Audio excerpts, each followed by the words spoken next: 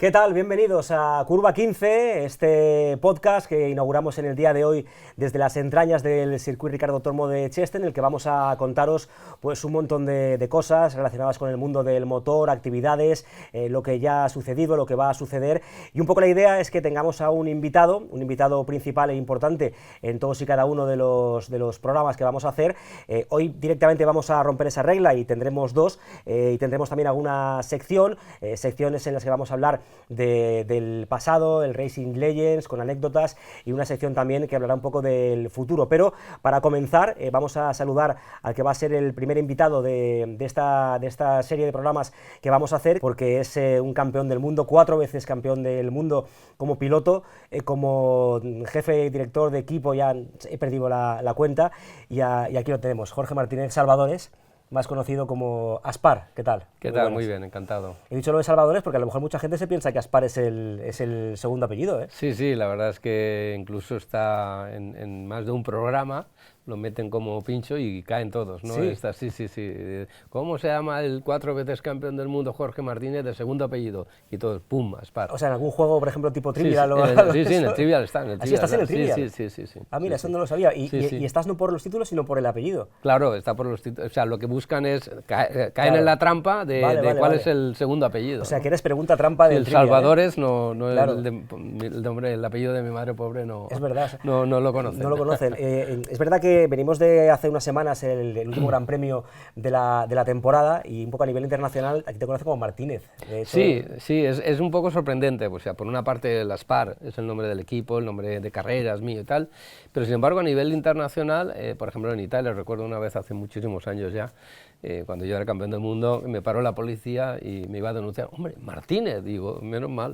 Ay, sí. Menos mal. Te reconoció por Martínez, no por Aspar. Claro, llama Martínez. Además siempre lo hacen así la pronunciación verdad. inglesa. Bueno, hacía referencia a ese gran premio que hemos tenido, que es un poco el final de año también para ti en la categoría de MotoGP, bueno, el Mundial de MotoGP, en las dos categorías en las que tienes equipo, porque tú sigues trabajando con muchas más cosas de las que ahora hablaremos, pero un poco balance de lo que ha sido esta temporada larga, muy larga. La más larga de la historia del motociclismo, 22 grandes premios. Os vi casi con la gasolina, el último gran premio ibais todos ya con la batería baja, detonando, íbamos detonando. ¿Y qué tal? Pero imagino que contento, ¿no? con este año. Sí, el balance espectacular, porque sinceramente este año era un año un poco, diríamos, de invertir para recoger los frutos el próximo año, ¿no? Ajá. Y la verdad es que al final los pilotos han sido... los resultados han sido incluso mejor de lo esperado, ¿no? O sea, por una parte, Máximo Quiles, con tan solo 17 años, no pudo correr las primeras carreras porque no tenía ni siquiera la edad, y su primer gran premio nos sorprendió a todos en Estados Unidos, el circuito de Austin, de Texas, que es un circuito muy técnico, muy difícil. Primer entrenamiento estaba segundo. Brutal, sí. Y en lluvia también estuvo segundo, y luego en carrera le pedimos por favor 100 veces, es tu primer gran premio, termínalo. Y terminó quinto, y la verdad que ha hecho una temporada brutal, tercero del mundo, rookie del año, increíble, ¿no? Y luego David y Dani, los dos, increíble también, ganando grandes premios por primer año en Moto2, los dos pilotos más jóvenes de la categoría, podiums, victorias, y la verdad que la temporada ha sido, como digo, mejor de lo esperado. Desde ahí, o sea, tenemos 6 equipos de competición y hemos ganado carreras en los 6 equipos, en las 6 categorías, claro, lo cual eso solo pasa hablo de la base, hablo sí, desde la base, y para mí pues evidentemente también es algo que me tiene realmente muy ilusionado, porque veo que lo que es la siembra de la cultura de la parte de abajo sigue creciendo, ¿no? Eso está bien. Yo la verdad es que cada vez que te enfocaban en todas las carreras ahí en el box, se te veía que estabas contento, pasándolo mal, pero contento porque estaban casi siempre delante. Y lo de Máximo Quiles que decías, si hubiese empezado el Mundial de inicio, hubiera sido un contendiente importante para Rueda, para ser campeón del mundo, ¿eh? No cabe duda, ¿no? Pues se perdió nada menos que 4 grandes premios. Luego otra también por alguna lesión, ¿no? Primero 2 por edad y luego 2 por lesión. O sea, él no pudo ni siquiera... O sea, su primer campeón fue Austin. Pero bueno, son anécdotas y cosas que seguro que si hubiese estado ahí hubiese luchado por el título. Seguro. Pero nosotros le hemos intentado, porque tiene un talento brutal y tiene una facilidad increíble en lluvia, en seco, en cualquier condición, pero es un hiperactivo, ¿no? Es de esos que hay que tenerlo atado continuamente. Y yo creo que ha dado un paso bestial porque creo que ha madurado mucho este año. Le hemos inculcado mucho, oye, si no ganas no pasa nada, tienes que saber terminar carreras porque los títulos se ganan terminando carreras, claro, no ganando todas las carreras, es imposible, ¿no? Y la verdad es que yo creo que ha hecho una temporada brutal.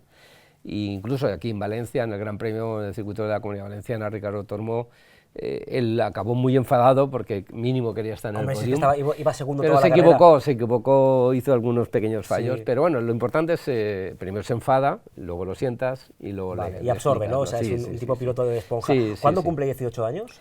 En abril del próximo año. En abril, o sea que Sí, empezará el sí. Mundial Con todavía. 17.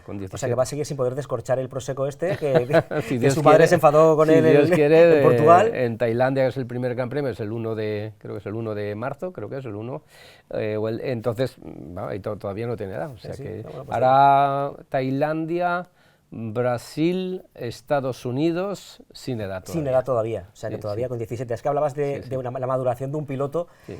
y aún tiene 17 años, o sea, Sí, es sí, que es es increíble. Sí, pero fue campeón de Europa con nosotros con 14 años y la verdad es que es un chaval con un talento brutal y yo creo que es la gran diferencia que tenemos afortunadamente en España y aquí en la Comunidad Valenciana de invertir tanto con los jóvenes y es lo que nos marca la diferencia con el resto del mundo, ¿no? O sea, hay grandes pilotos en el mundo, pero empiezan muchísimo más tarde que aquí, ¿no? Sí, eso es verdad. Luego te preguntaré, pero el porcentaje de pilotos de MotoGP que han pasado por el Team Aspar sigue siendo 32%. del 30 y de pico la por parrilla ciento, o sea, actual. es Sí, increíble, sí. ¿eh? O sea, Sí. El domingo pasado, el primero y segundo de MotoGP han pasado por el Aspar Team, el primero, segundo y tercero de Moto2 han pasado por el han Aspar pasado Team. por el Team, en Moto3 también, es decir, no el que ganó, porque Fernández, el hermano de Pitito, no ha pasado, Sí, Adrián. y Furusato al final hizo tercero tampoco, ¿no? Ajá. Pero bueno, yo creo que lo importante es esa siembra que tenemos continua, ¿no? Sí, que los pilotos sepan que pasar por el Aspar Team casi que es sinónimo de que te va a ir la carrera bien, ¿eh? Bueno, educar. Eso está bien. Luego ganar o no ganar ya es otra cosa, pero creo que es muy importante meterles mucha caña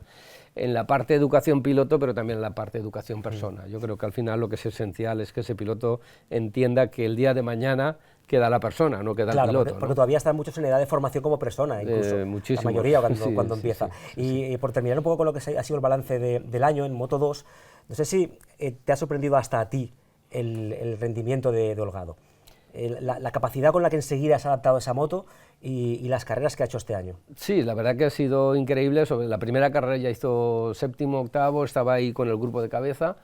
Y yo lo que diría es que, bueno, afortunadamente, diríamos, ha sido un año en el que hemos estado desde el principio, no ha habido alguna carrera, que es normal. Luego David empezó también realmente mal porque venía de una lesión, no hizo pretemporada. Yo creo que tuvo que hacer, diríamos, todo lo que pasó el año pasado, que ganó el Mundial. Claro, darse cuenta viajes, de que estaba distinto, ¿no? Un montón de que no era cosas. distinto.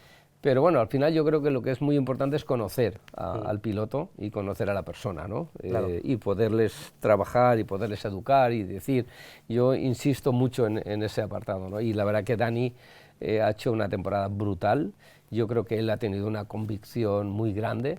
Intentamos que exista, entre comillas, esa competitividad entre ellos dos, a nivel de información, a nivel datos, y la verdad que tengo que agradecer a todos los equipos técnicos, ¿no? Del equipo, tanto de Moto3 como de Moto2, que busco que trabajen muy en equipo, ¿no? Y al final eso también se transmite en los pilotos, ¿no? Claro. Porque al final, ¿qué ocurre? Si este equipo técnico y este equipo técnico chocan, al final eso también los pilotos lo ven, ¿no? Y al final es mucho peor. Entonces nosotros lo que intentamos es todo lo contrario, ¿no? Que máxima transparencia en información, en telemetría, en datos, en todo, y máxima transparencia en colaboración. Bueno, pero ¿no? eso es difícil, ¿eh? Porque ha Muy habido difícil. historias de de años... Dos quieren ganar y gana uno. Claro, O sea, ha habido historias de años de otros pilotos tipo, yo que sé, Valentino Rossi o Jorge Lorenzo, que ahí estaban a la gresca los mecánicos para no mostrar lo que yo, hago que me va bien y que tú me quieres copiar. Sí, o no, sea, eso, incluso ahora también. En eso el campeonato del mundo ahora sigue pasando, tanto en MotoGP como en Moto2, como en Moto3, hay, dentro de un mismo equipo hay mucha rivalidad. Y evidentemente, desde un punto de vista, yo mi visión piloto lo entiendo, pero mi visión del equipo en absoluto estoy en contra por completo, porque al final lo que yo busco es que los dos tengan el mismo material, la misma moto, el mayor apoyo posible, y la pista que sea la que mande. decida. ¿No? Que además el año que viene tiene pinta que vas a tener candidatos a ser campeones del mundo en la categoría de Moto 3, por supuesto, pero también en la de Moto 2 y con 2 pilotos. Sí, es un tema que ya estoy hablando con Nico Terol, de cómo tenemos que empezar a calmar las aguas y cómo tenemos que trabajar, empezar ya, a estar muy encima de todos los pilotos. Siempre lo estamos, ¿no? Pero es verdad que la situación de ahora, el inicio de temporada es esencial, que exista el compañerismo que estamos viendo ahora. Es que se llevan muy bien, ¿verdad? Se llevan muy bien y este año hubo momentos muy tensos en la caída de Jerez, la caída de Aragón. Esas 2 caídas fueron explosivas. Yo me tuve que ir del box para no... Sí, ahí se dijeron cosas, sí. ¿No? No, al revés, para no yo decir cosas que no vale, tocaban. Que estabas tú más enfadado que ellos. Sí, mucho más, ¿no? Pero son cosas también que también te ayudan a aprender, ¿no? Sí. Y creo que ahora tenemos que hacer un poco, cuando empieza la pretemporada, entre enero y febrero, trabajar en todo eso, ¿no? Bueno, estamos aquí en el circuit y vamos a hablar un poco también de lo que es esta instalación, que no existía cuando tú empezaste. Cuando tú empezaste... Qué pena. Claro, pues eso te iba a decir, tú, porque los niños de ahora sueñan con ser campeones o correr en MotoGP, ¿no? Soñan con eso. ¿Tú con qué soñabas cuando eras niño antes de ser piloto? Bueno, yo cuando era niño lo que hacía es que iba a la escudería Videsa, que en gloria esté Adrián Campos, él nada menos que yo tenía 11 añitos, 12 añitos, y él tenía 3 más que yo, 2, casi 3 más que yo, y él tenía nada menos que una de las mejores escuderías de España de motos, ¿Sí? La escudería Videsa. Teníamos en aquel momento en Alcira, nada menos, pues teníamos Morbidelli, Yamaha, Suzuki, motos que eran impensables, ¿no? Y yo iba con esos años a la escudería a limpiar las motos, me llevaban un poco de machaca o de amuleto, no lo sé. ¿Ibas a las carreras? Iba a las carreras, a limpiar allí. Sí, lo que yo quería era ir a las carreras con ellos, ¿no? Y bueno, yo tengo un hermano mayor que yo que también corría, entonces era típico, estamos hablando de los años 70, que era típico domingo, fiesta del pueblo y carrera en el pueblo, ¿no? En San Vicente del Raspall o en Alicante o en Gandía o en Cullera o en Alcira o donde fuese, ¿no? Y la verdad es que era muy auténtico, era muy divertido. Es verdad que era muy peligroso, porque eran corridas por el pueblo, claro.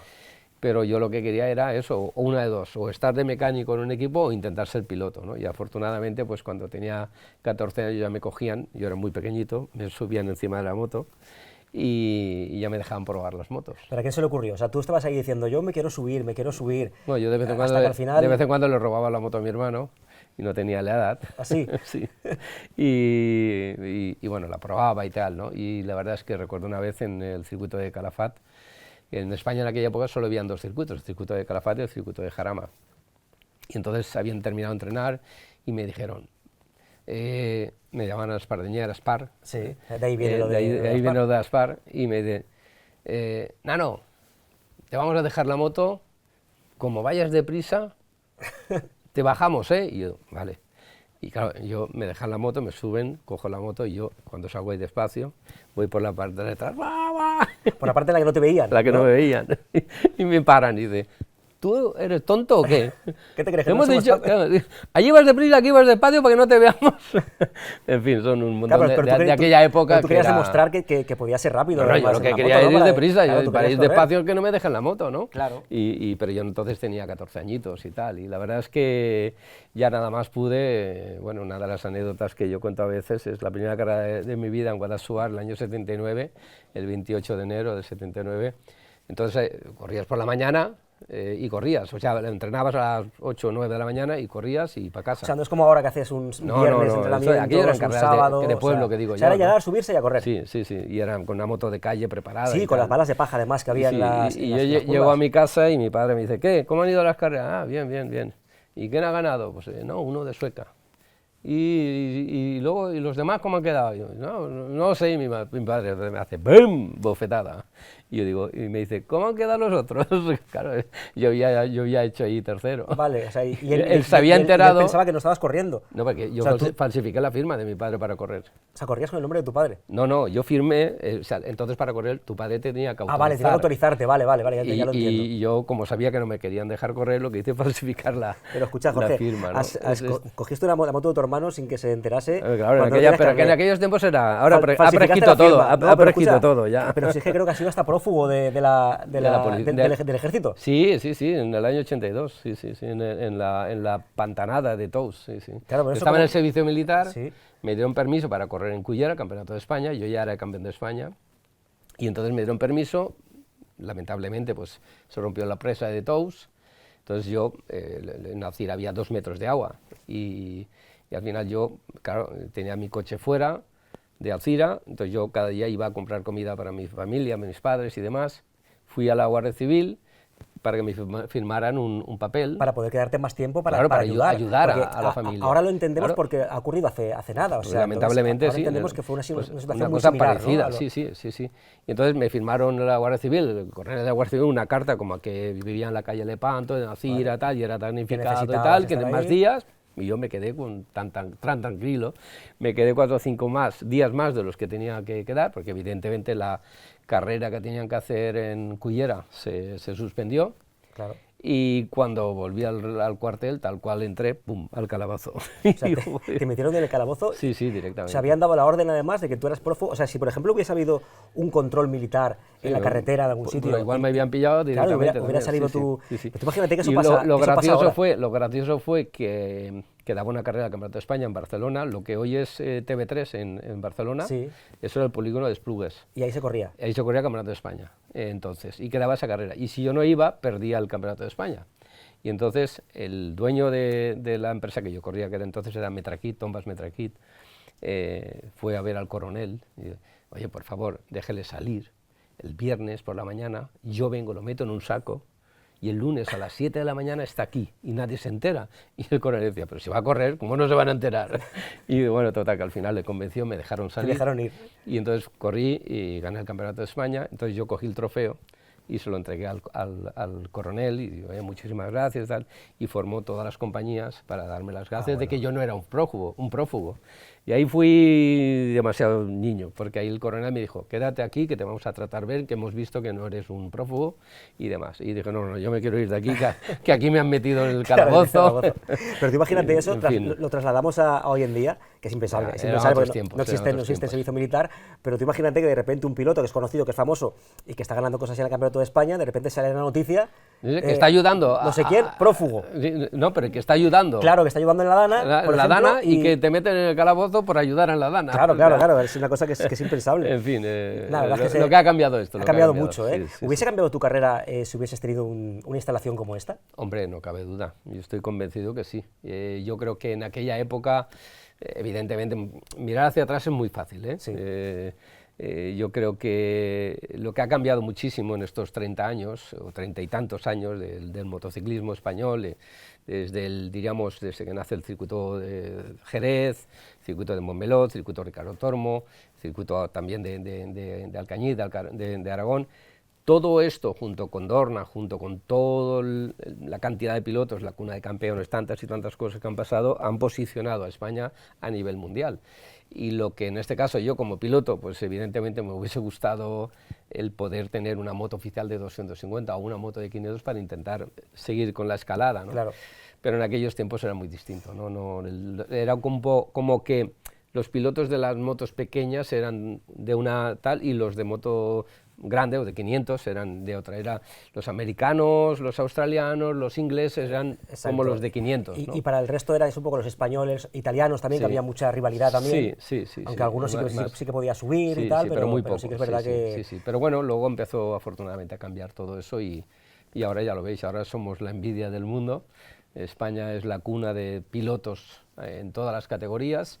Y bueno, yo cuando ahora hace poco me llamó Wayne Rainey, oye, por favor, Jorge, tengo 5 chavales que quiero que pruebes y que mires a ver cómo están, y digo, bueno, pues mándamelos.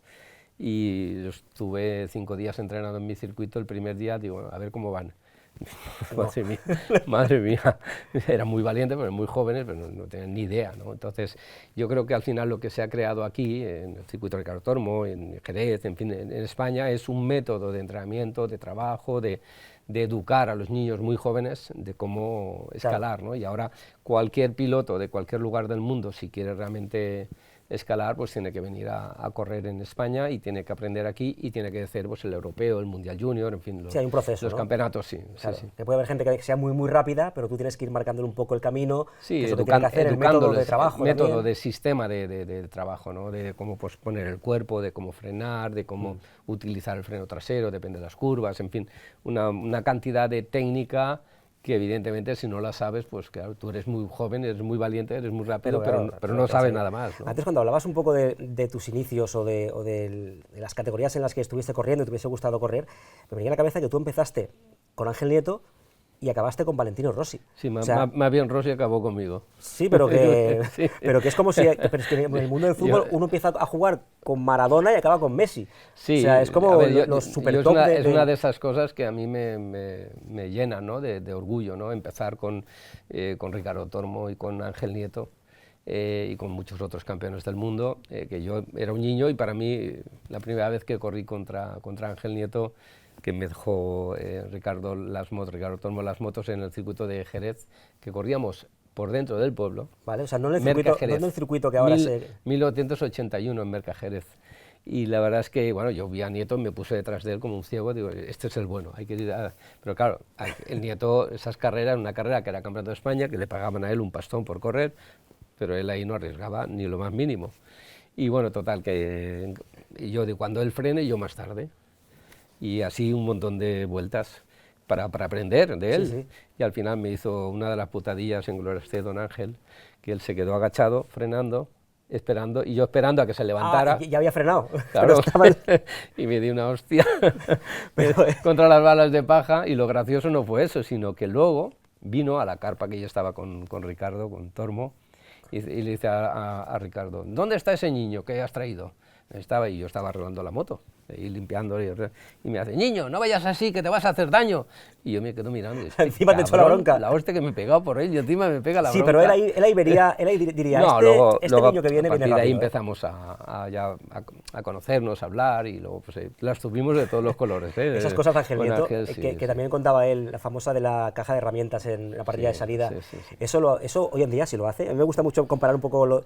Hoy en día iría a dirección de carrera, tendría 7 long laps. Dos carreras sin carrer imposible. Y un montón de cosas. O sea, provocar un accidente, retrasar la salida de una carrera de motos. Sí. No, estaba metido preso. Bueno, pero eso es lo que te enseña la picardía, ¿no? De las cosas que puedes hacer y que evidentemente hoy no se podría hacer.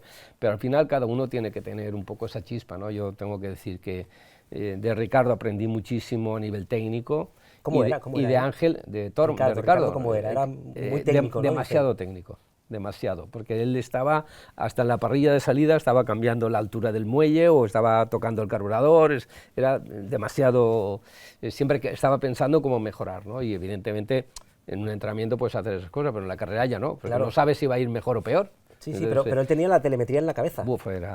Yo creo que Ricardo técnicamente era súper top.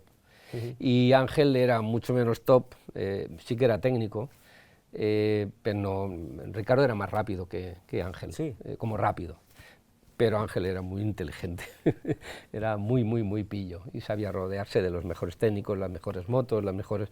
Entonces era una mezcla de los dos, y aprendí mucho de los dos, de Ángel mucho más de la picardía. Ángel decía mucho esa frase de Jorge se empieza a ganar andando por el box. O sea, la forma, ¿no? Como vayas así, te va a ver tu rival y dices, este está jodido, hay que ir a por él. Pero es que a mí eso me recuerda mucho a la carrera de Valentino Rossi, que también era así un piloto, bueno, y por eso yo creo que se llevaban tan bien. Sí, la verdad que sí. Se veían un poco, con ¿no? el padre también, con Graziano, ¿no? Con Graziano, eran muy amigos y tal. Pero bueno, la verdad, como digo, ¿no? Tengo la suerte de haber vivido con ellos dos esa parte inicial mía, que me ayudaron y aprendí mucho de ellos, y luego la parte final de Valentino Rossi. Y voy a contar una anécdota muy buena ahora de Graziano, 1994. Graziano Rossi, padre, viene a final de 94, viene a Alcira a verme. Oye, Jorge, tal, que tienes el equipo con Yamaha, tal, mi hijo es muy bueno y me gustaría que corriese en tu equipo. Y yo, en aquel momento teníamos de sponsor a Cepsa, Yamaha, tal, y yo tenía al hijo de Ángel, Nieto, a Gelete Nieto. Y bueno, tenía a Gelete, a Pablo y a Fonsi, pero los otros todavía no corrían. Y yo dije, mira, Graziano, seguro que tu hijo es muy bueno, pero yo estoy en un proyecto más nacional, más español, más tal, y igual en un futuro. Claro, al año siguiente ya me pegué con él en el europeo, en Misano, con el hijo, y luego en el 96 me ganó la primera carrera de su vida de Valentino Rossi, me la ganó en 1996 en Breno, el primero y yo segundo. Sí, hay imágenes de esa carrera. Yo le pasé 3 veces y él a mí 4. Estás bastante enfadado en esa carrera. Sí, porque yo gripé el motor en la tercera vuelta. O sea, yo iba en el grupo de cabeza, en el 96, ¿sí? En el vídeo se ve, yo iba en el grupo de cabeza y el golpe gripé el motor final de recta de meta, me aparto, me pasan todos, suelto el embrague y digo, a ver si pilla. Enganchó, seguí, les cogí, les pasé, me empecé a irme y el único que me siguió fue Rossi. Pero claro, mi motor al estar gripado cada vez iba perdiendo potencia y la última vuelta yo le pasé 3 veces y él a mí 4, pero bueno, al final también es bonito ver que sí. La primera carrera de su vida pues me la ganó a mí. Es increíble eso. Y luego pues he tenido mucha relación con él, con mucha colaboración con Valentino, con el tema de sus pilotos, de su escuela, su hermano, con estuvo Bezzecchi, con vosotros, ¿no? Luca Marini estuvo con vosotros. Miño, Marini, Bezzecchi, mucho me ha mandado a muchos pilotos. Pero tú esa época en la que te retiras todavía eras muy competitivo, ¿eh? Sí, la penúltima carrera de mi vida hice la pole en Indonesia y tercero en carrera con Rossi también. Sí, sí. Y la verdad es que yo ya veía, ¿no? Además afortunadamente empezaba ya la posibilidad de construir el circuito Ricardo Tormo.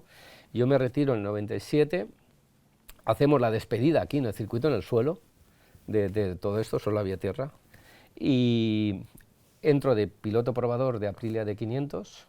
O sea, yo tenía mi equipo y además era piloto probador de Aprilia de 500. Estuve 98, 99 de piloto probador y afortunadamente se empieza a construir el circuito Ricardo Tormo, o sea que la verdad es que... Has ido enganchando una cosa tras otra, así ahí. Acababas una, o incluso terminando una, todavía estabas empezando ya con la otra y así... Sí. Y luego además, como lo tenía bastante, pues también me estuve corriendo algunos años también en coche, en GTs, en Porsche, en Ferrari, en el Cupra. Hice aquí una carrera, una de las carreras más difíciles de mi vida. Yo no pude correr en moto, pero corrí en coches, las 24 horas de coches de clásicos. Vaya. Con un Jaguar, un Tape del año 64. Y me decían, lo que hay que hacer es terminar el juego, no hay que correr. Claro, no hay que romper el coche, ¿no? No hay que correr. Y yo digo, coño, joder, que no, que esto... Claro, yo quiero correr. En un circuito, un coche clásico, que ya era una colaboración Flanduli y Jaguar. ¿Qué ibas ahí? Decías así con el volante, 1, 2 y 3, ahora, vamos para adentro. Y aquello... Pero bueno, la verdad es que muchas vivencias y muchas cosas bonitas, muchos recuerdos, realmente bonitos, ¿no? Recuerdo a Jorge que eras un frenador de referencia. O sea, en aquella época se hablaba de ti como frenador. Me acuerdo incluso la época en la que de Yamaha que casi no corría.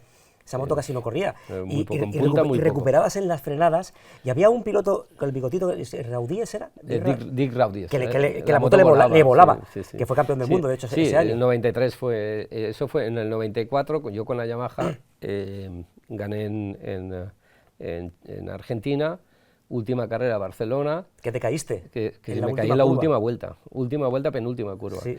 Y ahora cuando a veces algún piloto se queja de que le faltan 3 kilómetros o 4 y digo, espérate que te voy a enseñar, a mí me metían 26 kilómetros en recta. 26 kilómetros por hora. En Montmeló. 26. O sea, en la recta esa larga que hay. Sí.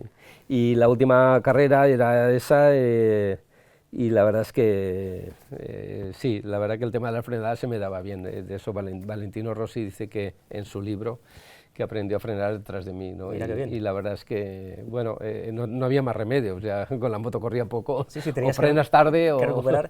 Yo recuerdo ese año porque hice una apuesta con un amigo, que yo era muy de Aspar, yo me compré el casco de Jorge Martínez Aspar, que fuiste de los primeros que pusieron a la venta el casco réplica. Eso ahora sí que es verdad que todos los pilotos ahora cambia el diseño cada día. Exacto, pero había uno que era el clásico tuyo, este rojo que hacía así, pero hubo otro más moderno, con tonos azules colores, y tal, y ese fue el que me compré yo. Y un poco la apuesta era Aspar, Carlos Sainz, hijo, cuando la ver que el padre lo puso por primera vez en un car, lleva el casco que tú dices, el de niño, un car. El de niño pequeño, sí. Pues mi amigo me dijo, Aspar este año no se clasifica ni entre los 5 primeros. Y yo dije, ¿cómo que no? Hice una apuesta con él. Pues esa última carrera de la que hablas, con Dick Raudíes, si hubieses quedado por delante de él, hubieses conseguido puntos para ser quinto y te caíste. Sí, hice sexto al final y me caí en la penúltima curva, Sí. porque entonces la pintura de los circuitos no es como ahora la pintura es antideslizante, Sí. que casi tiene más agarre que el asfalto, y entonces en esa carrera chispeó un poquito, y entonces yo sabía que o le pasaba en esa curva o ya O no ya era ganaba, imposible. porque su moto corría mucho más que la mía, entonces dije, moneda al aire. Entré a saco, le pasé, pero me fui al piano, toqué el piano y al ¡buah! suelo. Me hiciste perder una Me apuesta, caí que a, lo sepas. a 170, yo perdí más. Perdiste más aquel año, ¿no? Yo perdí más. Bueno, estábamos aquí en el circuit y tú también eres una de las personas que impulsaron la construcción de este circuito, ¿no? O sea, imagino que muchas llamadas, mucho trabajo, mucho tocar puertas. Algún día O sea, contaremos. no, algún día no. Algún día todo lo que se tuvo que hacer, pero la verdad es que sí, ¿no? Porque la historia es muy bonita. Yo creo que hubo muchísima gente que empujó para el circuito, para este circuito, pero anteriormente Salvador Gascón o Ricardo o muchísima gente, Adrián Campos. Al final, digamos, Adrián y yo fuimos los que empujamos y se puede decir así un poco, engañamos a lo que había, porque yo recuerdo siempre que decían, cuando nos presentaron por primera se presentó, o sea, se puso la primera piedra, se presentó maquetas, todo eso en los años 80. Sí. En el año 89 se puso la primera piedra, puse yo la primera piedra aquí en la montaña, y evidentemente hasta no se hizo nada. Y recuerdo la primera reunión que fui a ver, en este caso, el conseller de Cultura y Deporte en aquel momento, que era Francisco Camps, y fui con mi secretaria Silvia, y me dijo, ¡oh, hombre, qué alegría conocerte! Yo, vengo a saber qué pasa con el circuito. ¡Lo vamos a hacer! Y digo, bueno, igual que los otros. Pero no hay dinero. Digo, coño, vale. pues sí, vamos bien, vamos bien. Y me acuerdo toda la vida, dice, no, tenemos 600 millones de pesetas. Pero nada, con eso no se hacía nada. Y total, que al final yo dije, mira, vamos a hacer una cosa. Importante es, Adrián y yo íbamos siempre de la mano en eso, vamos a hacer un proyecto grande y si no hay dinero, poco a poco, ¿no? Vamos a ir haciendo. Y entonces siempre le decíamos lo importante es el negro y el vallado. El Vale, negro, el trazado, asfalto, ¿no? Y la valla. ¿No? Vale. Y luego ya, poco a poco, íbamos haciendo boxes o edificios o Pero gradas. la idea era siempre hacer lo que tenemos hoy en día, Que o sea, un circuito de estas características. El proyecto sí, el diseño sí. El diseño inicial, afortunadamente, sí que era un diseño realmente grande. Pero la idea, evidentemente, era, al principio era, vamos a empezar poco como podamos y luego ya veremos tener dónde. algo, ¿no? Sí, Tener algo. sí. Y la verdad que al final la suerte fue que, evidentemente, en todos esos años, esos 3 años y pico, se iba avanzando muy lentamente y la clave fue cuando, en este caso, Carmelo Ezpeleta vino, se sentó en aquel momento con el presidente Zaplana y dijo, si tenéis circuito, hay campeonato del mundo. Y ahí fue, pum, la campana de salida.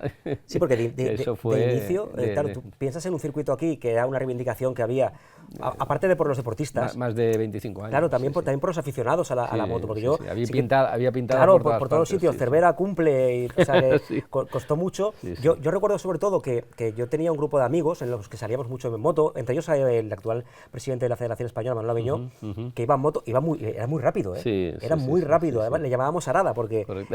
¿te acuerdas de Arada, que era un piloto muy fino? Muy fino. Pues él trazaba también muy fino y tal, y entonces faltaba esto. O sea, los aficionados para robar nos teníamos que ir a Albacete. A mí me hubiese gustado, me hubiese encantado. Sí, el de Albacete se inauguró el año 92, que lo inauguré yo también, y la segunda curva lleva mi nombre, el de, el de Calafat. la Torrecica, el de la Torrecica. Sí. Pero bueno, me hubiese encantado, imagínate, ¿no? Pues el haber podido correr aquí hubiese sido un sueño, ¿no? Pero bueno, al final está. Que es Sí, lo eso importante, es ¿no? importante y sobre todo la importancia que tiene para la formación de la que hablabas antes tú, ¿no? Sí. O sea, el hecho de que los pilotos de todo el mundo quieran venir aquí porque saben que aquí está un poco la base y se trabaja muy bien en eso, Sí. es importante. Bueno, es lo que hicimos, ¿no? Por una parte, tanto Adrián como yo, al mismo tiempo de hacer el circuito, lo que hicimos es empujar al gobierno a decir, ya que está el circuito, lo que tenemos que hacer es crear pilotos, ¿no? Claro. Entonces Adrián empujó en la parte de karting, la parte de fórmula, la fórmula Nissan y todo el tema, y yo en este caso pues en la fórmula Airtel, que en aquel momento era mi sponsor del Mundial.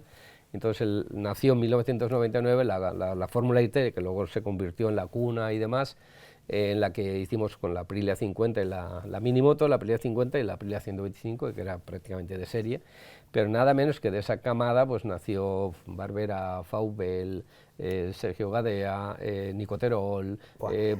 Tengo una lista de campeones del mundo que hablas bueno, Barbera, que ha estado contigo además. Yo hablo de los que nacieron en la primera camada, sí, que la digo primera camada, yo, que luego ha habido... el año 99. Claro, luego, que luego ha habido Martin, muchísimos más. Mir... Sí, que de hecho, interminable, cada vez que gana uno, siempre se rescatan fotos de los inicios. Correcto. Y que siempre están aquí en el circuito. Sí, además, sí, la verdad que muy contento, ¿no? Y luego Adrián también, pues de toda su camada inicial, pues Antonio García, Margené, Fernando Alonso, claro. Eso inicial, ¿no? Y yo recuerdo la primera vez que Adrián probó a Fernando Alonso en la Torcica, que yo estaba en Madrid en una reunión de patrocinadores y me llama, Jorge, acabo de probar un chaval y este tío va a ser campeón del mundo.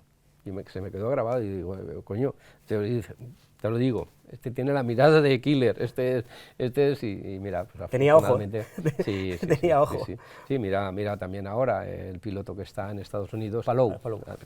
También fue descubierto por él, entonces tenía muy buen ojo. No, pero aquí tenía demasiada pasión, Adrián. Sí. Bueno, pero es lo que me pasa también a veces a mí.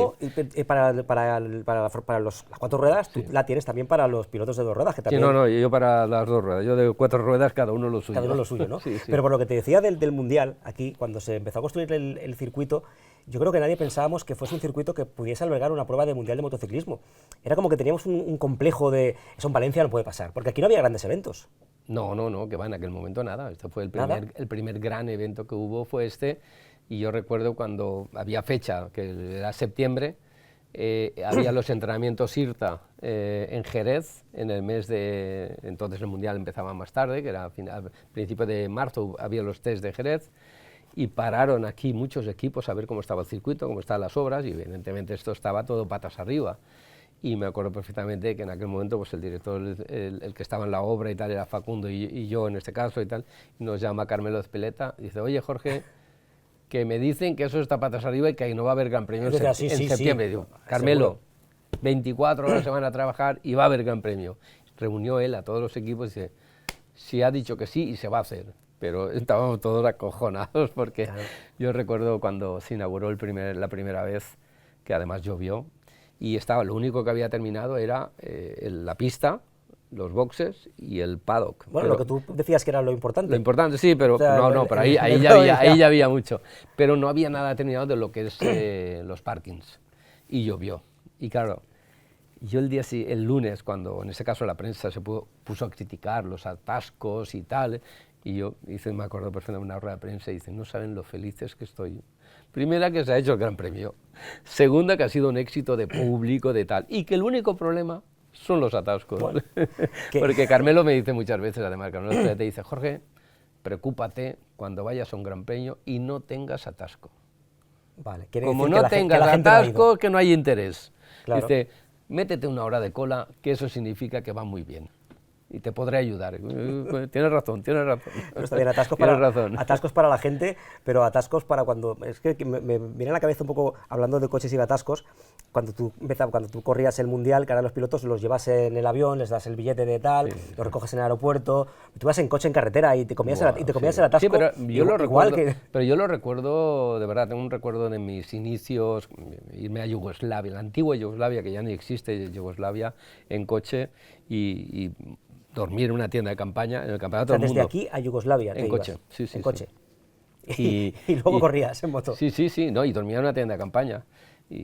Pero es que era lo que era, era así, ¿no? Y realmente, de todas formas, yo creo que al final el haber vivido todo eso también te da un poco una visión diferente, ¿no? de lo que es la propia vida, la propia evolución de los países, de lo que ha ido cambiando todo.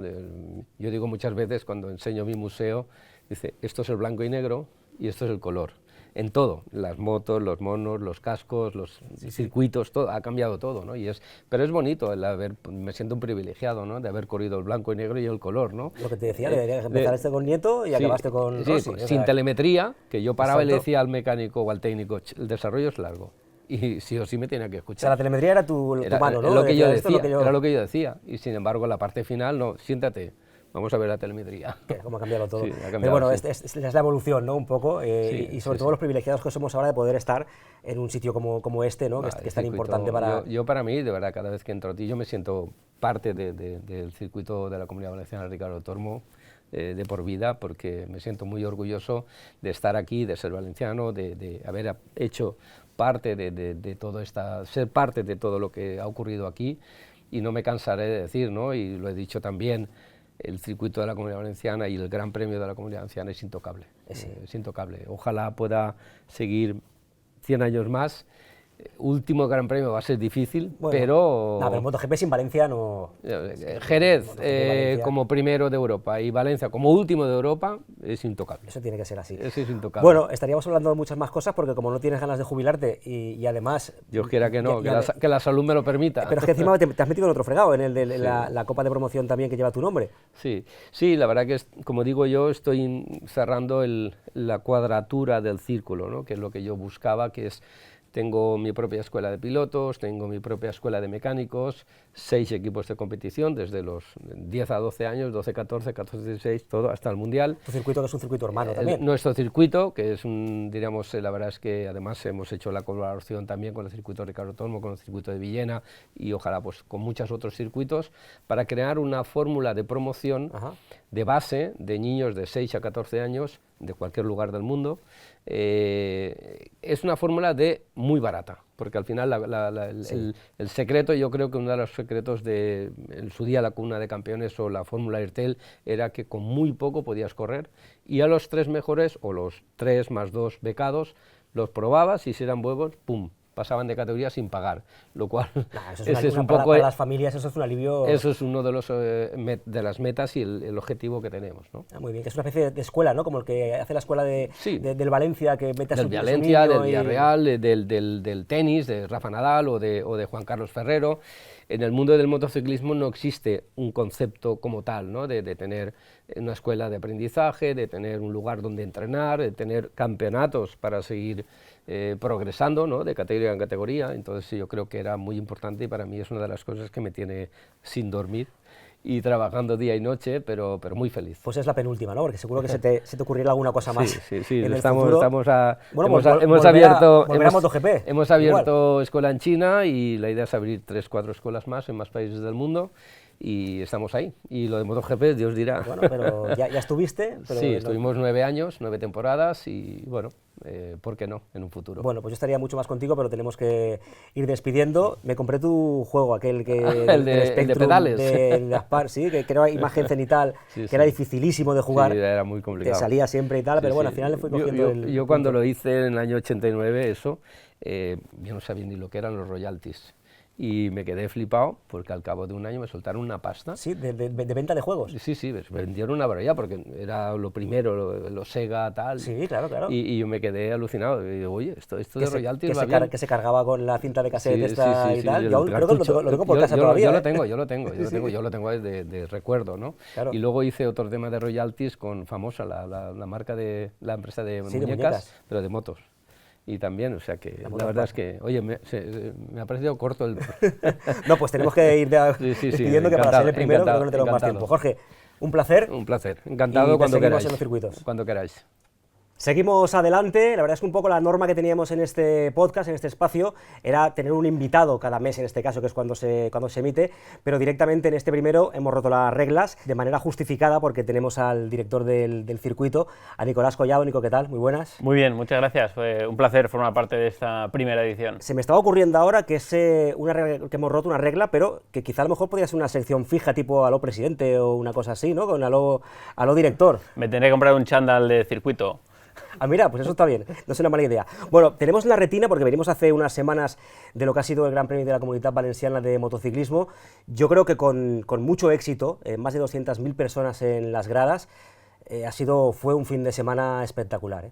Sí, la verdad es que el sabor no puede ser más dulce después del año del que venimos de un año muy complicado, de como sabes, pues trabajos de reconstrucción a toda máquina de lunes a domingo, todas las empresas de construcción pues trabajando los diferentes trabajos, Y la verdad es que no ha sido fácil, no ha sido nada fácil, pero después de ver las gradas, ver alrededor, ver cómo está lleno, que no cabe un alfiler, pues es una satisfacción tremenda.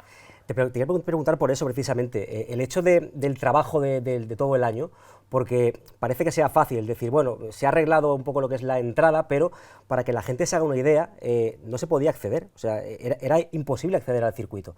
O sea, ha sido un trabajo de un año, de mucho trabajo, y que al final se ha conseguido meter a tanta gente como se ha conseguido meter, pero no ha sido nada fácil. No, yo he de decirte, mira, yo soy un friki cinéfilo y me encanta el cine, las películas de ciencia ficción y todo esto, y yo no he visto en ninguna película nada parecido. O sea, el nivel de devastación que había después de la Dana, yo no me lo podía haber imaginado en la vida.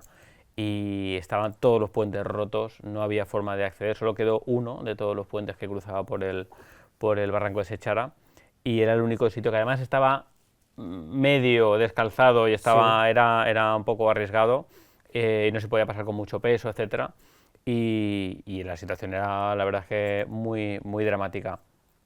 Y de eso, pasar a donde hemos llegado, pues han sido meses de muchísimo trabajo, porque además sabes que tienes que licitar, tienes que hacer un concurso para las mejores ofertas, etcétera, y ha costado mucho toda esa parte, y cuando ya nos hemos puesto a trabajar, pues ya había ido pasando el tiempo. Y hacer pruebas, ¿no? Porque es una obra de ingeniería, no es poner un puente provisional, sino que imagino que ahí, ¿esto cómo se hace? ¿Se ponen bidones de agua para el peso? O sea, hay un trabajo importante antes de decidir pasar el primer coche, por ejemplo. Bueno, es que hemos hecho un poco un máster con todo esto, porque al final realmente lo primero que hicimos es que viniera un geólogo para ver que la tierra, el suelo debajo del asfalto era seguro, ¿no? Que no se quedaba, era como un flan, sí, que al meterle peso se pudiera hundir, ¿no? Entonces, cuando primero hacen catas y nos certifican que eso es seguro, a partir de ahí tienes que, pues, la parte de demolición y quitar restos y todos los enseres y de todo que llevaban los barrancos. Después hay una parte de, pues, estructuristas y calculistas del peso y toda esta parte más técnica, y a partir de ahí hacer los marcos para que pase el agua en caso de crecida, y después el puente. O sea que sí. Tú cuando viste eso dijiste, imposible, o sea, no se va a poder hacer. Bueno, conforme iba hablando con técnicos y me iban diciendo más todo lo que había que hacer y yo iba diciendo, yo no sé si llegamos a todo esto. Pero sobre todo, según empiezan ya las obras a funcionar, a ponerse en marcha, van pasando los meses, se va acercando el Gran Premio, que era un poco el objetivo, ¿no? El llegar a esa cita del Gran Premio de motociclismo. Llegaste a hablar con Carmelo Espeleta y le dijiste, Carmelo, que mira, que yo ve preparando un plan B, porque yo esto no sé si va a poder llegar. Pues mira, las semanas después de la Dana fue el día 29 de octubre, la semana siguiente vino Carmelo. Además vino él a nivel particular total, con su coche particular. Pero esa semana estaba esto totalmente devastado. Devastado. Y él llamó, ¿por dónde entro? Pues por aquí, tal. Y él entró al circuito y dijo, madre mía, ¿cómo está esto, ¿no? Entonces, bueno, es cuando empezamos, ya habíamos dicho que íbamos a hacer el Solidarity GP en Barcelona, y es cuando pues ya empezamos a trabajar en la reconstrucción, ¿no? Y él mismo pues dice, esto está muy mal, sí, esto está muy mal. Pero bueno, empezamos con el trabajo y poco a poco sí que es cierto que hay un punto de inflexión, que es en verano, nosotros más o menos en junio o así, nos planteamos hacer el GP 2025, pero sabiendo que no íbamos a llegar con todos los parkings acabados, ¿no? Oye, pues si toda la zona de Rambla del Pollo se queda, digamos, sin asfaltar, pues se queda de tierra y ya está, y los aficionados lo van a entender, ¿no? Y poco a poco vemos que era posible llegar, y llega agosto y decimos, oye, es posible llegar, vamos, si aceleramos, trabajamos de lunes a domingo, vamos a poder llegar, y bueno, el objetivo era llegar y al final lo hemos conseguido. ¿Y se ha hecho con el 100% de los parkings? 100%. O sea, 100%. Concretamente, solo ha faltado la parte de vegetación, arbolados y tal, no porque no se haya llegado, sino porque todo lo que es plantar hay que plantar en enero, no es época ahora. Si lo plantáramos ahora se iba a morir. Entonces hemos esperado voluntariamente a plantar en enero para que agarre, ¿no? y podamos tener una buena vegetación alrededor del circuito. ¿Y vais enviando fotos, imágenes a Dorna al campeonato para que viesen un poco la evolución? Y ellos iban viendo y entonces se iban ya dando cuenta de que sí, de que era posible. Sí, hemos estado en contacto constantemente y hemos enviado imágenes, pero también ellos han venido, nos han ido visitando y han ido viniendo y han ido viendo los cambios, ¿no? Yo te diría que moralmente fue un subidón el reparar el puente de la entrada principal. Ese puente nos permitió el poder acoger el test del Ferrari Challenge y que los camiones entraran por la puerta principal, que hasta entonces iban entrando como por detrás, por el puente, por la taquilla, y era un poco, pues como siempre todo provisional, ¿no? Y cuando ya tu acceso principal ya está repuesto, ya los camiones entran por la puerta principal y dices, bueno, oye, esto ya empieza a ser un circuito, ¿no? Claro, es el momento del subidón, ¿no? Sí, De decir, sí. va, que se puede hacer, ¿no? Sí. Porque aparte un poco, es verdad, estamos hablando del Gran Premio de Motociclismo, pero a nivel de otros eventos que se han disputado durante el año, casi habéis podido hacer en un porcentaje muy alto, ¿no? De lo que estaba previsto. Sí, prácticamente. Lo que cancelamos fue los test de Fórmula E primeros, Porque estaban muy justamente cercanos la igual, ¿no? semana siguiente de la Dana. Esos test se tuvieron que cancelar, se fueron a Jarama. Ajá. Y bueno, y en Jarama pues los acogieron enseguida, la verdad es que ellos encantados, y para Fórmula también fue una solución muy rápida y buena para todos. Luego el Gran Premio, que se fue a Barcelona, y a partir de ahí sí que cancelamos lo que tenemos rodadas y test y todo esto en pista, pero el 5 de diciembre, o sea, es decir, en mes y medio después, ya estábamos con la actividad normal de pista, y ya estábamos acogiendo toda la actividad que teníamos programada, y ya bien, o sea que por ahí realmente hemos podido más o menos. Lo que pasa es que el seguir con la normalidad y al mismo tiempo con las reparaciones, Claro. ha sido un extra de esfuerzo, ¿no? Sí, ha habido eventos en Valencia, se disputaron bastantes, porque, por ejemplo, el maratón sí que se corrió al final, eventos deportivos a nivel de fútbol también se hicieron, pero aquí era complicado precisamente por eso, porque la gente, o los participantes, por ejemplo, no tenían cómo venir, tenían que hacer esa vuelta que tú decías para llegar, así que ha sido un trabajo tremendo. Y, por ejemplo, el ver que ha habido 200 y pico mil personas todo el fin de semana, y sobre todo que un porcentaje muy alto de esa gente que ha venido es gente que la entrada del 24 se la guardó en el bolsillo. Eso es un orgullo, ¿no? El decir, mira, toda esta gente ha confiado en que el año que viene iba a haber motos. Totalmente, o sea, saber que más del 50% de la afición quería venir. Más del 50 ha sido. Más del 50. Más del 50. Querían venir, querían volver, y dicen, no, yo me quedo la entrada, aunque me dan la opción de devolver el dinero, pero yo prefiero venir, prefiero guardármela. Eso, bueno, te da una idea. Yo siempre lo digo, yo como no soy futbolero, lo comparo con el fútbol, yo digo, hay cosas que siempre digo, en el fútbol no pasa, ¿no? No. Y es verdad que en ese sentido te hace sentir muy orgulloso de la afición que tiene el circuito. El aficionado a la moto es diferente, al motor en general, pero a la moto en particular, que estamos hablando de esto, efectivamente. Es muy particular. Eso, si hay un compadreo y una Sí. unión ahí, ¿sabes? Y luego también teníamos como una responsabilidad, porque no sé si has visto las noticias, Cheste, había una media de facturación en los bares y restaurantes de Cheste de 20.000 euros el fin de semana de facturación.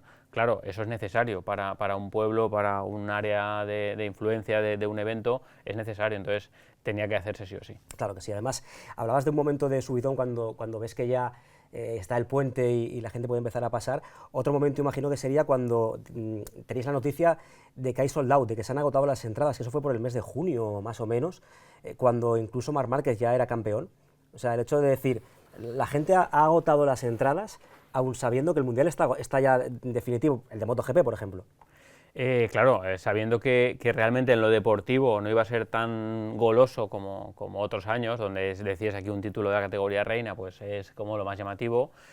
Bueno, yo siempre he defendido que realmente sí que hay cosas a decidir. Estaba el campeonato de Moto2 a decidir, que dicen, no, es que lo tiene casi hecho Diego, bueno, o Sí, no. pueden pasar cosas. El brasileño, Sí. o no, porque realmente mira Nicky Hayden y Rossi en 2006, es decir, no siempre está todo decidido, pero aparte estaba Ángel Piqueras con su subcampeonato, es decir, había todavía hitos deportivos muy importantes a decidir, con lo cual yo siempre veo ahí una emoción, ¿no? Y luego tienes los test también del martes, donde yo, a mí personalmente, viera a Diego Moreira con lo que hacía en MotoGP, etcétera, pues son cosas que te dan curiosidad, ¿no? Sí, por eso decimos que la afición de la moto es distinta, porque tú lo comparabas con el fútbol antes.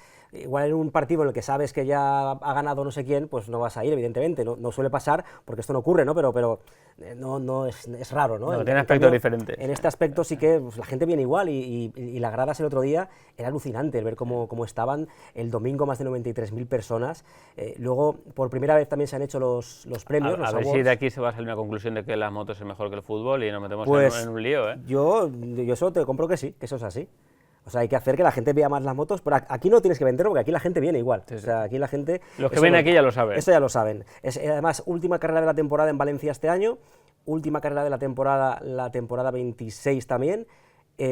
Para el 27, más o menos lo tenemos ya claro. ¿O? No está, lo que tenemos en el contrato es que no está, obligatoriamente no va a ser la última cita, vale, pero tampoco dice que no lo vaya a ser. Yo te lo digo porque escuché a Carmelo Espeleta con nuestro amigo Chimo Masmano este fin de semana.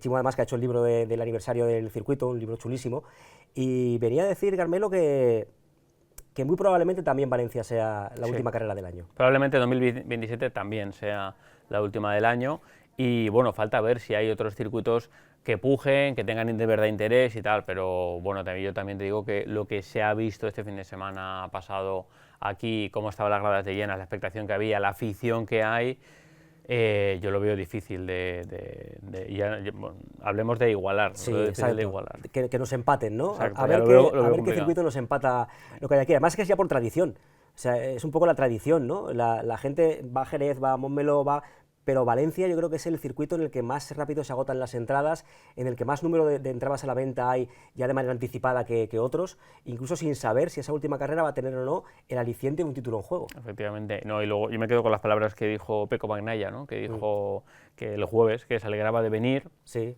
de llegar al circuito, y que dice, yo no me imagino un mundial que no empiece en Qatar y acabe en Valencia, ¿no? Es verdad que eso va cambiando, sí, ahora ya empieza en otro sitio. Ahora es Malasia. Sí, poco a poco, y es un mundial largo. ¿Te han dado las gracias? O sea, los equipos, la gente cuando te veía te decía, oye, Nico, gracias por lo que habéis hecho y por conseguir que se pueda volver a correr MotoGP aquí. No gracias como tal, y tampoco... O la admiración, tampoco ¿no? lo esperamos, pero bueno, sí que hemos notado el reconocimiento al trabajo, sobre todo pues, los medios, la familia de MotoGP, el reconocimiento a ese trabajo que se ha hecho, sí que lo hemos percibido y le agradecemos profundamente. Al final es nuestra obligación, es decir, nosotros estamos aquí para defender esta instalación, pase lo que pase, y nos ha tocado vivir el tema de la Dana.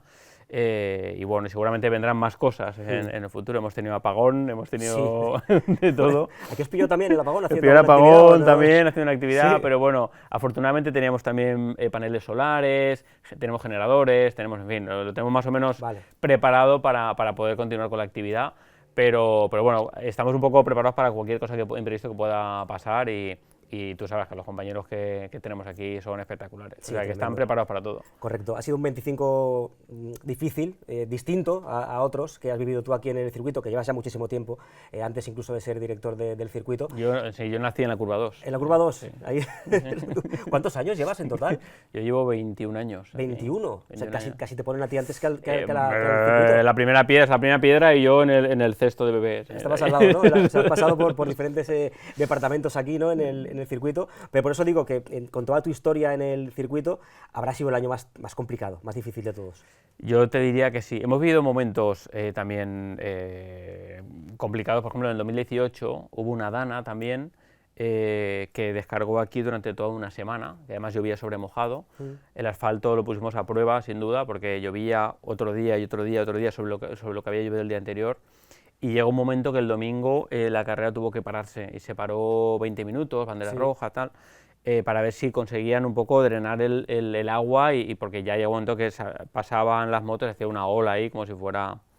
Y pararon, y la gente se mantuvo en la grada. Y yo me acuerdo que salimos a la pista, a los viales de servicio, para ver cuánta agua había, se podía desalojar, etcétera, ¿no? Y viendo la previsión de lluvia, si paraba en unos minutos...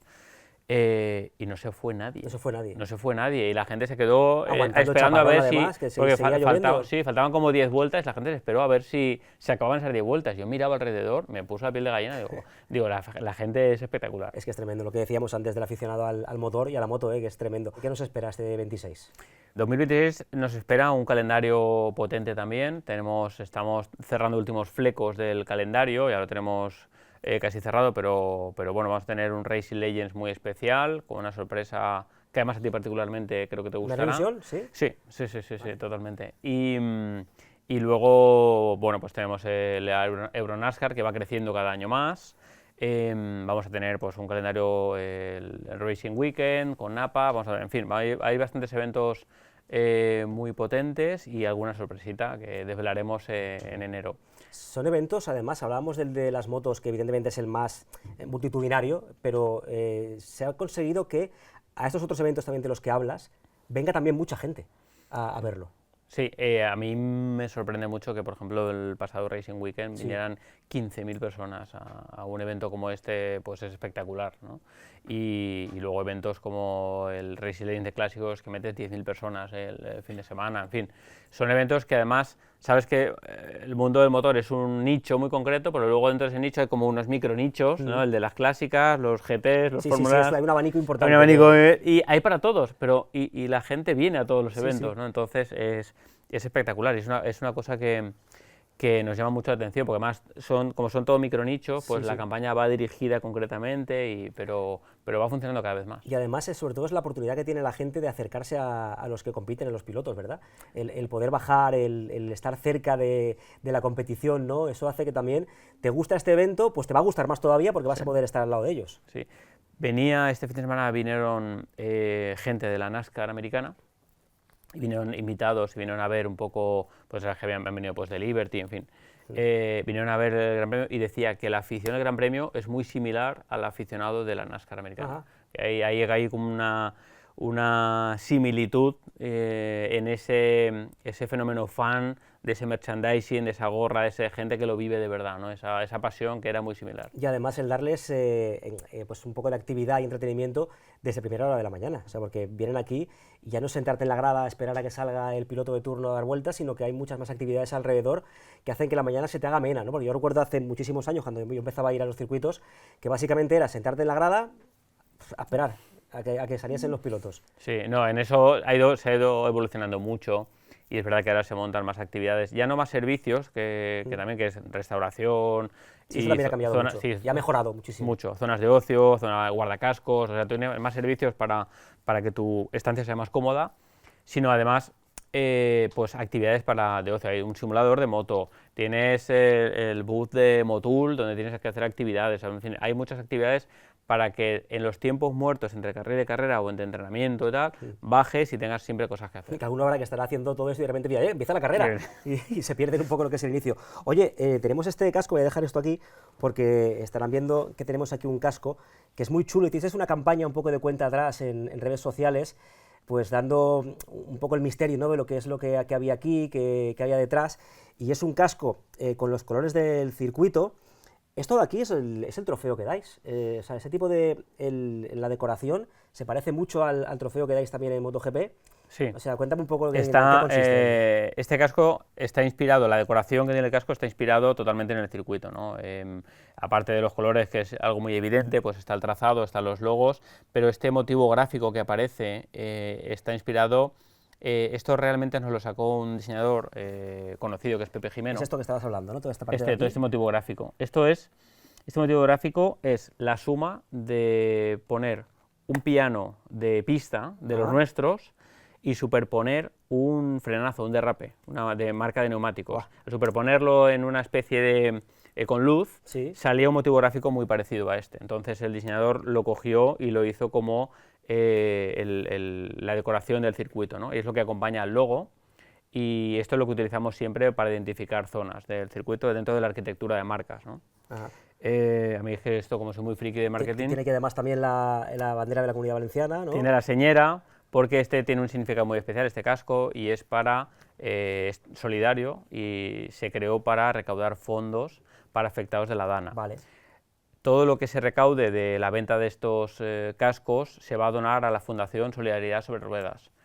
Y esa fundación lo que hace es darle opciones de movilidad a gente que perdió su coche, su moto, sus vehículos, y ayudarle a hacer el día a día pues mejor, ¿no?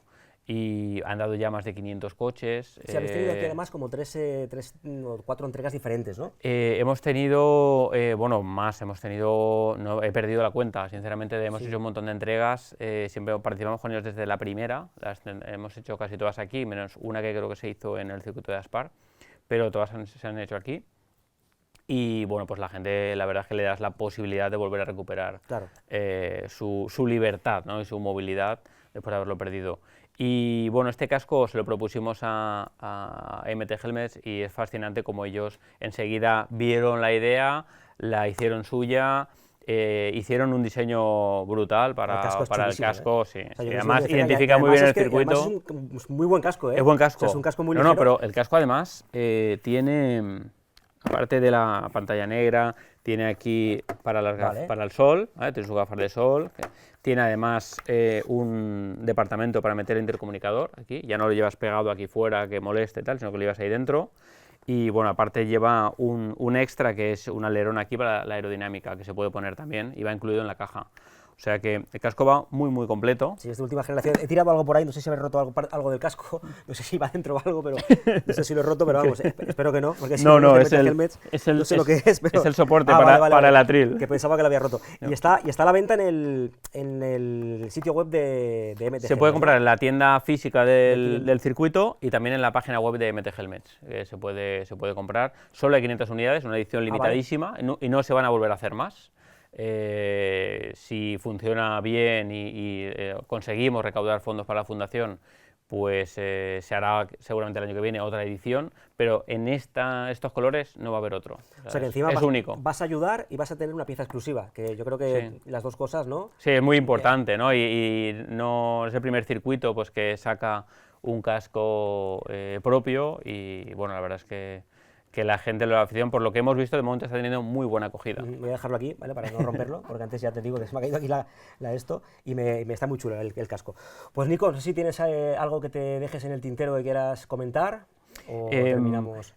Por mí hacer resumen, porque nos queda solo un evento ya para acabar el año. El año para mí, por hacer balance, el año ha sido brutal en todos los términos, ¿no? Tanto de lo que nos ha supuesto la reconstrucción, pero también en cuanto a actividad. Decíamos, más de 300.000 espectadores han pasado por el circuito y eso es algo que yo siempre me gusta agradecer a la afición, porque sin ellos esto no tiene sentido. Es correcto. Bueno, piénsate lo de la sección esta de a lo presidente, a lo director y le damos una vuelta. Pero con chándal o sin chándal. Unas con chándal y otros sin chándal. A ver cómo queda. Pues será un placer. Muchas gracias. Gracias. Hemos hablado mucho de cantera, de pilotos, de jóvenes, de chavales que empiezan. Lo hemos hecho antes con Jorge Martínez Aspar y con Nicolás Collado, el director del circuito. Y estamos aquí con Nacho Martín Loeches. Nacho, ¿cómo estás? ¿Qué tal, Víctor? Seguro que si afináis un poco la vista en las carreras de motos de cualquier campeonato, incluso del Mundial, si miráis ahí en algún rinconcito, siempre aparece Nacho en algún box con algún chaval joven que está empezando, o sea, muy metido en lo que es la cantera de pilotos, Nacho, porque además aquí con el apoyo del circuito tenemos una cantidad de chavales, ¿no?, que están ahí empujando y apretando, ¿no?, a intentar ser pilotos importantes. Pues sí, es que yo creo que si hablamos de cantera y hablamos de Circuit Ricardo Tormo es que es algo que va de la mano. Ya lo habíamos comentado en este podcast, lo habéis comentado con Jorge Martínez Aspar, que ha puesto ese punto de importancia en la historia del circuito con la cantera, y yo creo que es algo que va ligado a toda la historia del motociclismo valenciano, pero que es que desde aquí, como bien habéis nombrado antes la Cuna de Campeones o la Fórmula de Campeones, aquí se han criado pilotos no solo valencianos, se han criado pilotos de toda España y de diferentes nacionalidades, y yo creo que el momento más importante, yo creo, de la historia de la cantera del circuito fue con ese título de Joan Mir de MotoGP, cuando un piloto de la Cuna por fin pudo ser campeón del mundo, pero es que hemos tenido cientos de pilotos que han llegado al Mundial. Aquí al final hay más tradición motociclista, pero desde el circuito también se apoya el automovilismo, se hizo con la Fórmula de Campeones, y ahora pues estos proyectos de Fórmula de Campeones y Cuna de Campeones ya no existen como tal, pero sí existe otro proyecto que es el CTDEM, que como nombre pues hay muchas veces que cuando lo nombramos o la gente le cuesta decirlo, le cuesta acordarse, que es el Centro Especializado de Tecnificación Deportiva del Motor, y bueno, es un nombre que tiene que ser así porque al ser un centro de alto rendimiento apoyado por el Consejo Superior de Deportes y por las federaciones, es un nombre que tiene que estar así, no se puede poner cualquiera, pero bueno, intentaremos que la gente lo recuerde, quedaos con ese nombre, con el CTDEM, y bueno, es ahora... Pero entra bien, ¿eh? O sea, es un nombre que entra bien. CTDEM se te queda. Entra bien, pero cuando lo ven escrito dicen, ostras, ¿esto qué es? Claro. Pues bueno, nosotros estamos aquí para explicarlo, y no solo eso, porque también en los siguientes capítulos iremos trayendo a pilotos que puedan darnos su visión de cómo están viendo esa evolución dentro del centro, de su pilotaje, de su trabajo, porque al final bueno, he nombrado pilotaje, pero yo creo que aquí lo más especial del CTDM es que se intenta formar a los pilotos en todas las áreas, y no solo a nivel de pilotaje. Estos pilotos están aquí en el centro educativo de Cheste estudiando, haciendo pues sus cursos. Algunos van a primero de ESO, otros a tercero, otros a bachiller, hacen diferentes grados formativos. Entonces aquí se les forma a nivel de educación, pero también a nivel del pilotaje y a nivel también físico. No solo eso, hay días que, bueno, todos los días tienen esa sesión de gimnasio, pero hay días que tienen fisios, tienen también nutricionista, tienen psicólogo. Les hacemos sesiones de comunicación también, porque cada vez es más importante saber cómo comunicar, cómo venderte. Es tiene un entorno también un poco de deportista de élite, ¿no? El que tienen los chavales. Correcto. Al final el objetivo es formar a esos deportistas como deportistas de élite dentro del mundo del motorsport, tanto coches como motos, porque tenemos 19 pilotos, 10 son de motociclismo. Dentro de motociclismo tenemos las categorías de velocidad, pero también de motocross, y dentro de automovilismo pues tenemos pilotos muy jovencitos que están en karting, pero también tenemos pilotos más experimentados que ya van corriendo en categorías como turismos, como fórmulas. Entonces, al final, dentro de esa rutina, yo creo que lo más positivo de todo esto es que conviven, que dentro de esa diferencia de edad todos tienen una rutina muy específica de entrenamiento, de alimentación, de visión del mundo de las carreras y del mundo también, podemos decir laboral incluso, sí. Porque antes hablabais con Jorge, pues que él se iba con su coche, que conducía hasta cualquier país de Europa para correr, y que también se hacía el mismo de mecánico, pero es que hoy en día pues un piloto no va a ser su propio mecánico, pero que sí que es una figura que representa un equipo, que representa unos patrocinadores y que tiene alrededor un equipo pues con el que tiene que aprender a trabajar.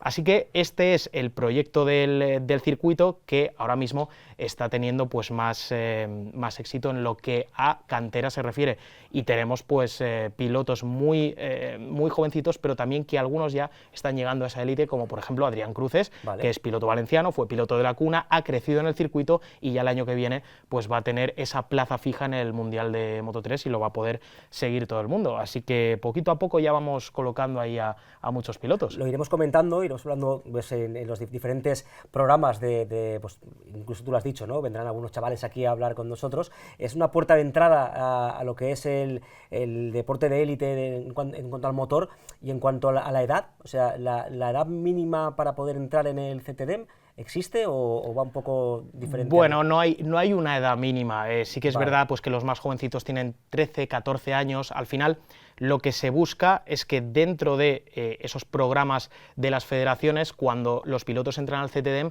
se busca que entren por su rendimiento. Y se les hace unas pruebas de acceso a nivel global, pues no solo que tengan un proyecto deportivo o que hagan X tiempo en pista, también pues que sean buenos alumnos, que sean personas con un entorno que esté centrado, se miran muchos parámetros y al final en el CTDM entran gente que está realmente preparada para afrontar un centro de alto rendimiento en el que está interno en un circuito, con una serie de entrenamientos, con una educación especial, y al final es un centro para deportistas de élite.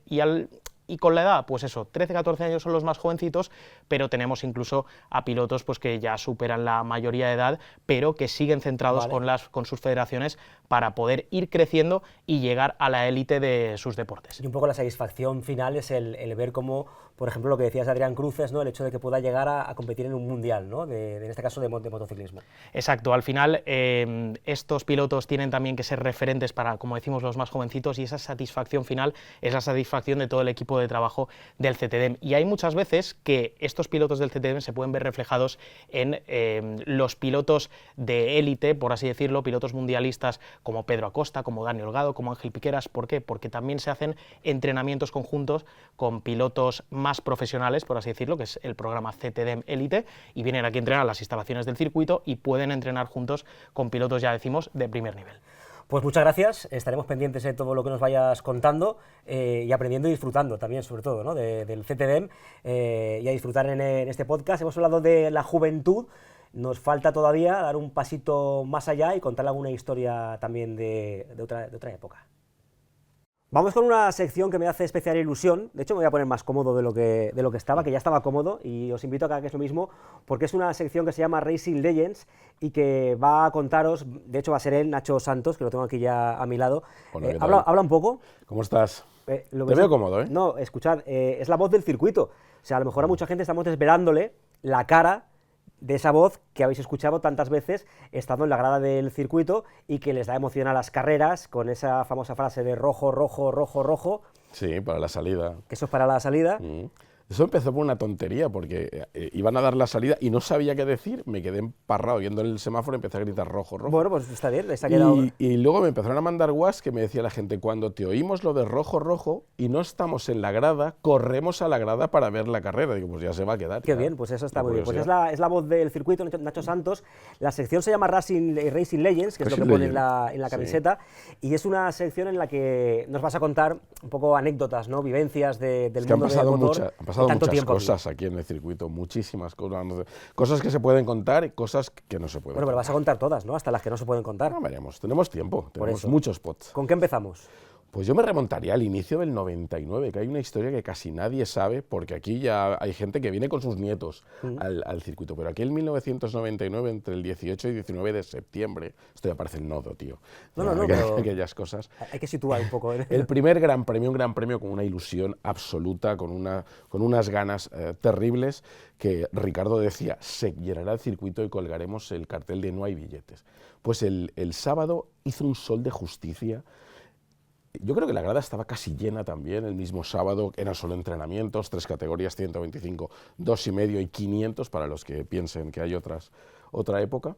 Y de repente, al día siguiente, con todo el sol que íbamos con camiseta el sábado, el cielo cayó encima del circuito, llovió a mares, pero como a mares, como que no nos lo esperábamos, como llueve torrencialmente el Mediterráneo. Y los parkings eran de tierra, yo recuerdo que las motos que tenían pata de cabra se hundió en el barro, porque aquello ya fue barro, la gente cuando se fue tuvo que levantar las motos. Las BMWs que son más pesadas y tienen caballete central, el caballete se estacó en el fondo, y las carreras, la verdad que fueron alucinantes, o sea, con un McCoy, con un Reis Laconí por allí, volando en medio del agua, las Yamaha aquel día volaron en 500, corrieron gente como Bosco Oscuro, que ahora fabrica motos, como Rossi, como, pues no sé, varios pilotos, pues Tony Elías, ¿te acuerdas de Tony Elías? Y bueno, pues aquel año el Zamora subió al podium, fue el único podium que, si no recuerdo mal, tuvimos, y Checa quedó cuarto porque llegó tarde a la parrilla de salida, lo contó un día. Llegó tarde a la parrilla de salida. Llegó tarde a la parrilla de salida. ¿O algo? Pues se emparró con una cosa, se salió en la vuelta de reconocimiento, que estaba muy mojado, y se salió. Y la historia... Me acuerdo que se cayó Cribillet también, intentando remontar, estaba cerca ya, estaba Roberts. Estaba remontando, adelantó a Roberts, sí. Y había encontrado el carril seco, y yo lo vi, digo, está abriendo la trazada. Y de repente pues pasó lo que tenía que pasar. Sí, qué rabia, porque la Coni ese día iba... Era imposible, además sorprendió a todo el mundo el francés, y además lo cuenta y no da importancia a su victoria. Pero lo que me da rabia que fuese la Coni, o me dio rabia en aquel momento, por el hecho de ser un nombre importante, claro, el primer ganador, pero ahora toma valor, como diciendo, mira, pues ha sido alguien distinto, ¿no? El que ha conseguido la primera victoria aquí en el Tú circuito. piensas además que estuvimos muchos años sin que ningún español ganara la categoría máxima, y decimos, ¿qué nos está pasando? Y ahora es completamente al revés. Pero a mí hubo un gesto que de hecho me quedé colapsado, ¿no? Y era, de repente me encuentro a María Tormo, la hija de Ricardo, y me dice, esto de la lluvia no es casual. Y digo, ¿cómo que no es casual? Y me dice, mi padre era el más rápido bajo el agua. Y me quedé completamente paralizado. Claro, Ricardo ya había fallecido. Ya falleció el año anterior. Y Ricardo creo que dio una vuelta cuando el circuito estaba de tierra, con unos amigos, con la base, y dijo eso, y era cierto. O sea, yo recuerdo haber visto victorias de Ricardo en agua, con la 50 y con la 125. Era verdaderamente espectacular, tenía una sensibilidad que no tenía nadie. Y dije, ¿me estás diciendo que tu padre nos ha enviado el agua? Dice, yo no te he dicho eso, pero esto no puede ser casual.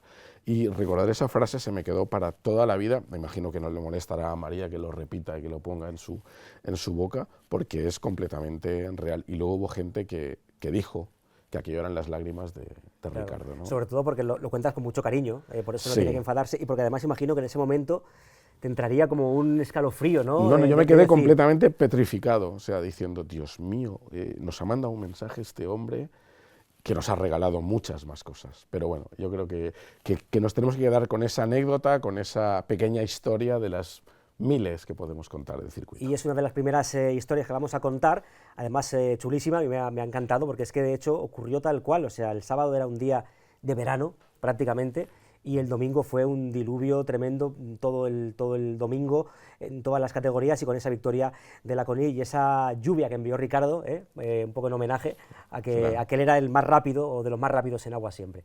Así que bueno, pues un poco de historias de estas, ¿no? Vamos a contar, de tantos años. Tú piensas que este es el único circuito del Mundial que lleva el nombre de un campeón del mundo desde su inauguración. Todos los demás ha sido después. Han ido cambiando. ¿Por algo será? Muy bien. Pues hasta aquí hemos llegado. Ha sido un podcast que hemos llamado Curva 15 y que vamos a venir aquí de manera regular para contaros cosas, anécdotas, vivencias y actividades que se van a hacer aquí en el Circuit Ricardo Tormo de Cheste. Volvemos en 2026, el año que viene. Vamos a trabajar a destajo para ofreceros otro contenido que os vaya a gustar. Así que espero que lo hayáis pasado bien. Nos vamos. Adiós.